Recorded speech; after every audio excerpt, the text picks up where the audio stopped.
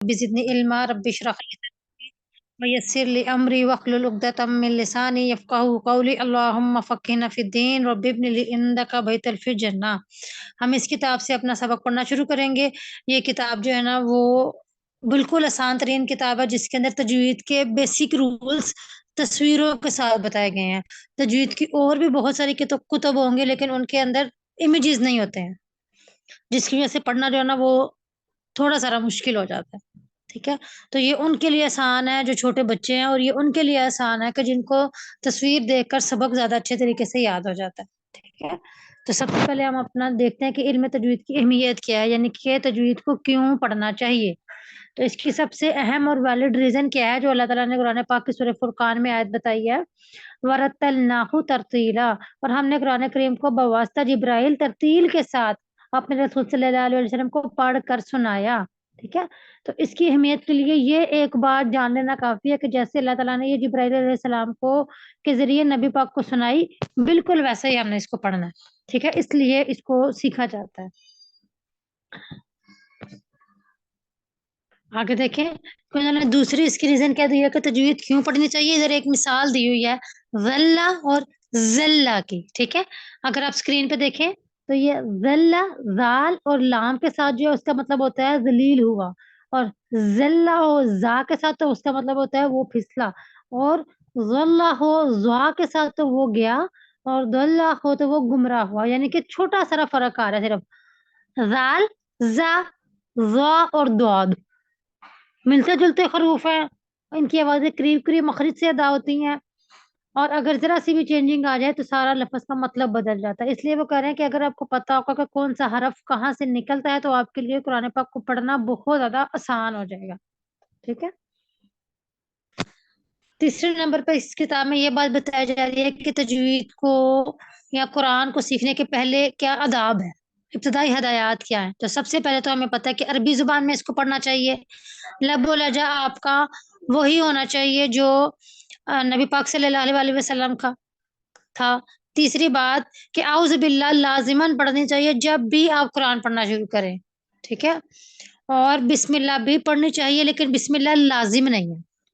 बिस्मिल्लाह पढ़ते हैं तो वो अफजलियत वाली बात है, लेकिन वो लाजिम नहीं है, लेकिन आउज़ बिल्लाह पढ़ना लाजिम है। लेकिन सूरह तौबा के शुरू में ना आउज़ बिल्लाह पढ़ी जाएगी और ना बिस्मिल्लाह पढ़ी जाएगी। इसको इंशाअल्लाह ताला हम आगे तफसील से जाके देखेंगे कि ऐसा क्यों है।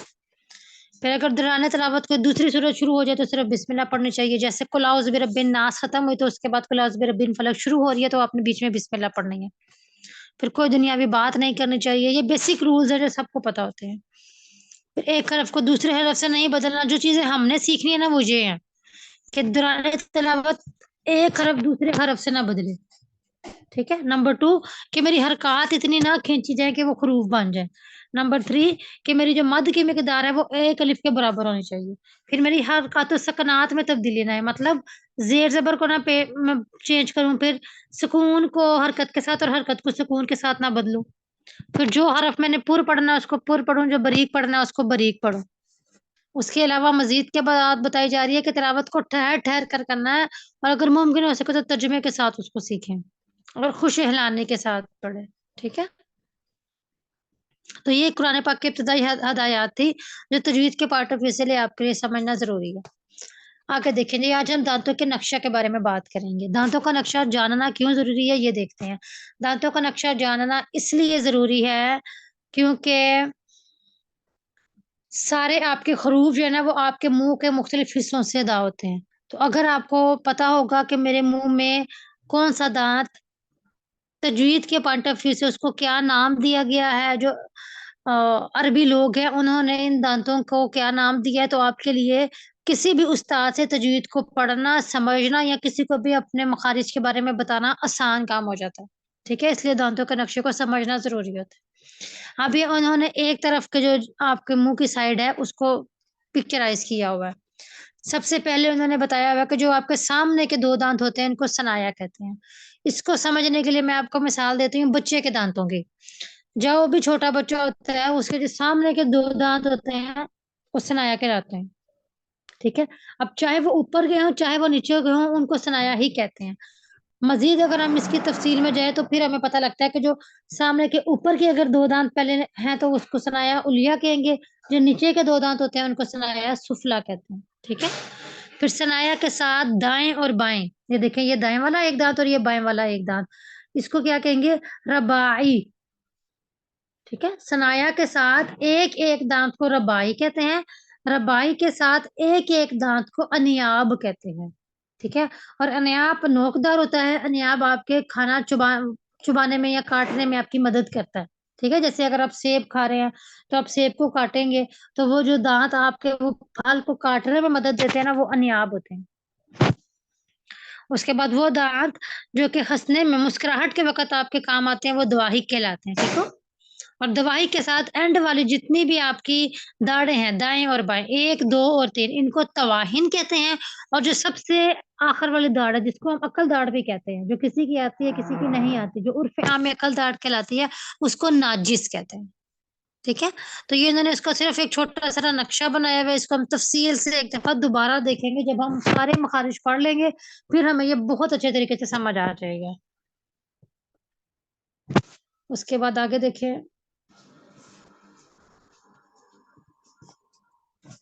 سوری،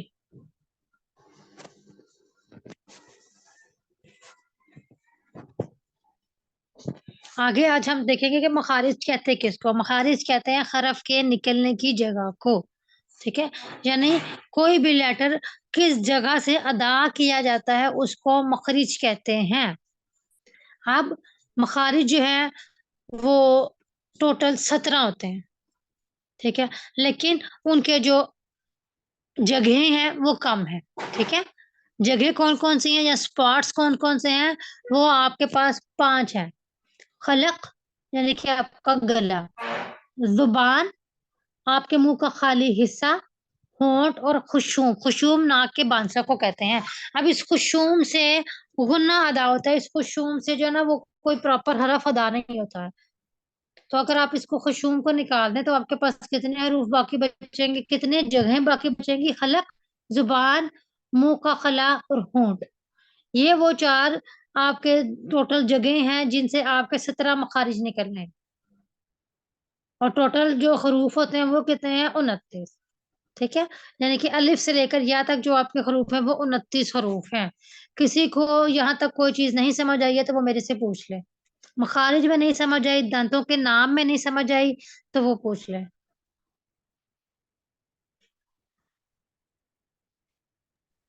کلیئر ہے؟ الحمدللہ، ٹھیک ہے۔ مخارج کی تفصیل میں ہم دیکھتے ہیں۔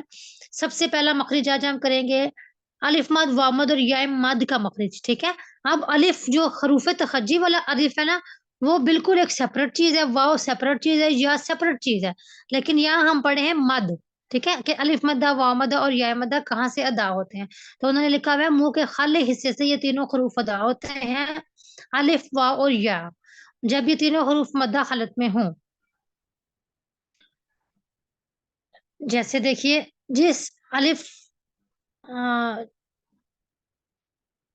جس خالی الف سے پہلے زبر ہو اس کو الف مدہ کہتے ہیں، میننگ الف خالی ہے اس کے پیچھے زبر ہے، اس کے بعد کوئی نہ کوئی حرکت ہو تو یہ پراپر اس کی ڈیفینیشن ہوگی، الف خالی اس کے قبل زبر اور اس کے بعد کوئی نہ کوئی حرکت ہو، یہ الف مدہ کہلاتی ہے۔ آپ کو یہ اسکرین پہ نظر آ رہا ہوگا، ٹھیک ہے۔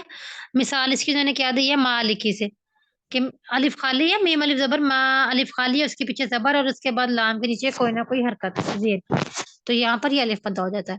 واو مدہ کیا ہوتی ہے؟ واو ساکن اور اس کے پیچھے پیش ہو، جیسے اعوذ کی مثال دی ہوئی ہے۔ یا مدہ کیا ہوتی ہے؟ یا ساکن اور اس کے پیچھے زیر ہو۔ اب انہوں نے اس کی مثال رحیم دی ہوئی ہے۔ اب آپ یہ دیکھیں کہ یہ منہ کا خالی حصہ کیا ہے، یہ جو آپ کو نظر آ رہا ہے نا کہ یہاں پر ایک ہونٹ آپ کو بنے نظر آ رہے ہیں اور یہ ان کا منہ جو ہے وہ کھلا ہوا ہے۔ اب یہ جو ان کے منہ کھلا ہوا ہے اس کے پیچھے کہیں پر زبان منہ کے کسی بھی حصے پہ نہیں لگ رہی، نہ دانت پہ لگ رہی ہے، نہ سائڈوں پہ مسوڑوں پہ لگ رہی ہے، ٹھیک ہے، نہ زبان تالو پہ لگ رہی ہے، نہ نیچے جڑ پہ لگ رہی ہے، کہیں پر بھی زبان نہیں لگ رہی ہوتی۔ اسی لیے اس کو ہم کہتے ہیں کہ یہ منہ کے خالی حصے سے ادا کی جاتی ہے، کیونکہ اس کا کوئی بھی ٹچنگ سپاٹ نہیں ہے، ٹھیک ہے۔ تو آج کے لیے اتنا لیسن کافی ہے، تھوڑی ساری ریویژن ہم کر لیتے ہیں۔ ایک آپ کے یہ دانت کا نقشہ، جس طرح بچے کے سامنے کے 2 دانت ہوتے ہیں، اسی طرح جو منہ کے سامنے کے 2 دانت ہوتے ہیں اس کو ثنایا کہتے ہیں۔ ثنایا کے ساتھ ایک ایک دانت کو ربائی کہتے ہیں۔ ربائی کے ساتھ جو نوکدار دانت ہوتا ہے جو کہ آپ کا پھل کاٹنے میں یا خوراک کا کوئی بھی حصہ کاٹنے میں مدد کرتا ہے اس کو انیاب کہتے ہیں۔ انیاب کے ساتھ جو ایک دانت ہوتا ہے جو آپ کے مسکرانے کے کام آتا ہے اس کو دواہک کہتے ہیں۔ دواہک کے ساتھ آگے 3 داڑیں ہوتی ہیں، ٹھیک ہے؟ ان 3 داڑوں کو تواخین اور سب سے آخری داڑ کو جس کو عرف عام میں عقل داڑ کہا جاتا ہے اس کو ناجس کہتے ہیں۔ اس کے علاوہ اس تصویر میں حروف بھی انہوں نے لکھے ہوئے لیکن اس کو ہم اس کلاس میں نہیں دیکھیں گے۔ نمبر 2 بات مخارج کس کو کہتے ہیں؟ کوئی بھی لیٹر کوئی بھی حرف جس جگہ سے نکلتا ہے اس کو مخرج کہتے ہیں۔ اب یہ ٹوٹل 4 ہے، خلق، زبان، منہ کا خالی حصہ اور ہونٹ۔ خشوم سے کوئی حرف ادا نہیں ہوتا، اس سے غنہ ادا ہوتا ہے، ٹھیک ہے؟ تو آپ خشوم کو اس میں شمار بھی کر سکتے ہیں، نہیں بھی شمار کریں گے تو اوکے۔ اس کے علاوہ ٹوٹل جو آپ کے حروف ہیں وہ 29 ہیں، یعنی کہ الف سے لے کر یا تک 29 حروف تہجی ہیں اور ٹوٹل 17 مخارج ہیں، ٹھیک ہے؟ اب مخارج میں دیکھیے سب سے پہلا مخرج ہم پڑھ رہے ہیں الف مد، وا مد اور یا مد کا۔ وہ منہ کے خالی حصے سے ادا ہوتا ہے، اور منہ کا خالی حصہ کہاں پہ جا رہا ہے؟ یہ جو ایمپٹی اسپیس ہے آپ کے منہ پہ جہاں پر زبان کہیں پر بھی کسی بھی جگہ سے نہیں لگ رہی ہے، ٹھیک ہے؟ جیسے مالکی الف مد، اعوذ وا مد اور رحیم یا مد۔ اب سمجھ آ گئی؟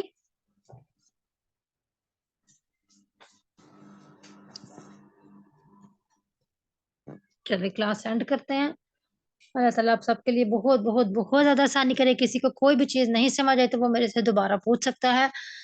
اللہ تعالیٰ آپ کے لیے اس کو پڑھنا، اس کو سمجھنا، اس پر عمل کرنا بہت بہت بہت زیادہ آسان بنائے۔ اللہ تعالیٰ میرے لیے اس کو پڑھانا آسان بنائے۔ اللہ ہماری زبان میں اور ہمارے علم میں اتنی تاثیر رکھے کہ یہ چیز ہم اچھے طریقے سے سمجھ سکیں، ٹھیک ہے؟